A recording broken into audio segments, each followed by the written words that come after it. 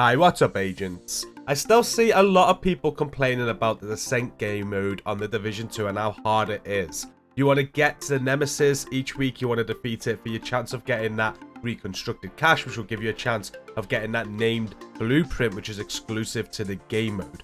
Well, there's a super easy way of doing this. I've tested it out in stream recently, and in this video, I'm going to explain how to do that.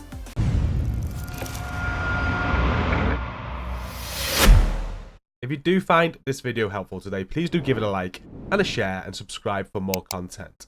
So in the past, I have given some kind of incorrect information, really. I normally play in a group, and I advise that you take the harder option to get to the Nemesis, which means you choose the harder rooms.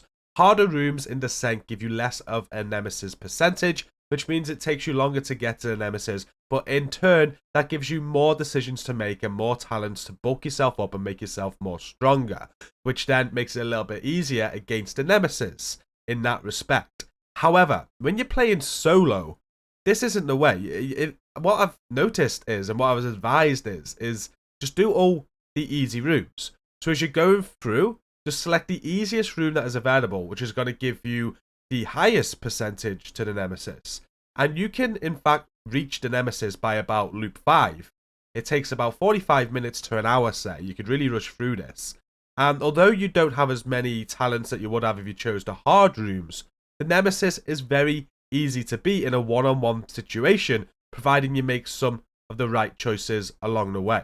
And we've tested this a few times since I was told to do this, and we have defeated the Nemesis time and time again. It's really, really easy. So now let's talk about those decisions along the way, which is going to make the Nemesis easier to kill. At the end of loop 1, you are guaranteed to select a exotic talent. You can see on screen now, I've got a list of 3 at the end of loop 1, and one of them is Bullet Hell, which is probably one of the best exotic talents in Descent. So what you could do is you could always just get to the end of loop 1, see what exotic talents that it gives you, and if there isn't one that you like, you could restart if you want to. You don't need to do that. The Nemesis can be defeated without an exotic talent at all, honestly. It is quite easy. But if you just want that added security, just get to the end of loop 1, make sure you get a good exotic talent that you want before you continue on. The next thing to think about is what weapons and skills you are going to want to use. Now for the Nemesis, I find that you're really going to benefit from a rifle or a marksman rifle, because you can stay at distance, and in a one-on-one situation, he generally doesn't rush you. He will use skills against you. We'll talk about that in a second. But he'll keep a distance, which means if you've got a rifle just to pop shots at his head, or a marksman rifle, they're going to be very beneficial. You can still use an AR. I highly recommend making sure you have a rifle or marksman rifle on you for that Nemesis encounter. Next is the skills. So with your skills, how the Nemesis works is he is going to try and match the skills that you have. So if you don't want to face certain skills from the Nemesis, make sure that you don't have them. For example, I think in this clip at the end that I'm going to show you, I have a fire starter chem launcher. So that means my Nemesis had a fire starter chem launcher, which nearly kills me, to be honest with you. It's not a good skill to go up against. So don't have that for the Nemesis and you won't face it. Some good skills to use are a decoy, because the decoy will distract the Nemesis to allow you to pop him in the head for a few times when he looks at it. And something like maybe a reviver hive, because if he takes you down, you can get yourself back up. He won't match the revive hive if you have that, because the Nemesis can't have that, but he will use a restorer hive, which is quite easy to deal with. The last thing you want to do is to be dealing with stinger hives and stuff like that. So make sure you're not selecting them along the way to ensure that you're not facing them. And finally, the build. You can see sort of on screen here the build that I had on my first attempt at doing this. I got to him in loop 5. I did 11 easy rooms, 9 medium rooms, and not even 1 hard room.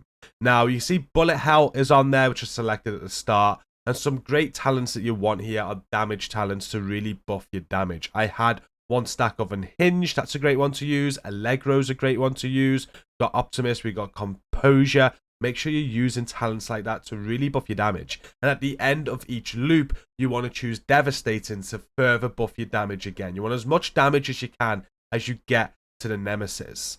Survival doesn't really matter when you come to the Nemesis, because He's quite easy. As long as you don't take hits from him, then you're not going to die. If you can get a revive hive, great. If not, just take your time and make sure you stock up on medkits. You can equip more medkits through the shop as you go through. At the end of each loop, you can purchase the ability to have more medkits. Make sure you're doing that. And I did have preservation on. I had clutch there, but they weren't really in use in the Nemesis fight. It did help me get there though. And with the utility skills there, I had Lucky Shot, Braced, and Trauma. Braced counteracts Unhinged. You want as much Unhinged as you can get, and you counter that with Braced. And Trauma, it ain't a great talent in general in Descent, but when you face the Nemesis, just to make him blind with that one shot to the head for a few seconds, really does help. You can use your decoy to distract him. You can use the blind off the Trauma by a shot to his head. It just enables you to do more damage to him. So that's all I had taking on this Nemesis. And he was really easy to defeat. I'm going to show you now. As soon as you start the encounter with a Nemesis, you have some time. It ticks down before he spawns in.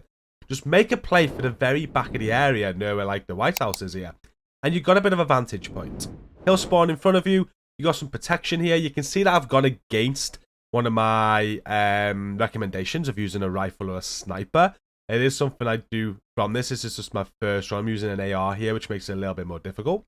I'm also using a fire chem, so he's using a fire chem against me, which again makes it a little bit more difficult. But from this position here, you're in a great place to do some good damage to him. He's going to stay at a distance from you, and it really couldn't be easier. What you can also do before you start the Nemesis encounter is you can get some hollow point ammo or some high velocity ammo, I think, from the vendor before you come in. Make sure you do that as well. If you throw that into your marksman rifle or your rifle, you're going to be hitting real hard while you've got that ammo.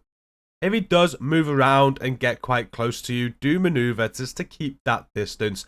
You really don't want him on top of you. He will delete you, and eventually you will defeat him in just a couple of minutes. And it couldn't be easier.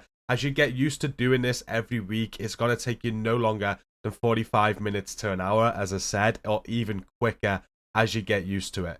Such an easy method to do. Make sure you're choosing the easiest rooms to get there as quick as possible, and you can farm this project every week with ease. And that is now it for today's video. Good luck with this. If you have any questions whatsoever, just post them down in the comments and I'll get back to you. And don't forget to give the video a like and a share and subscribe for more. Until next time, thank you for watching, stay safe, and peace out.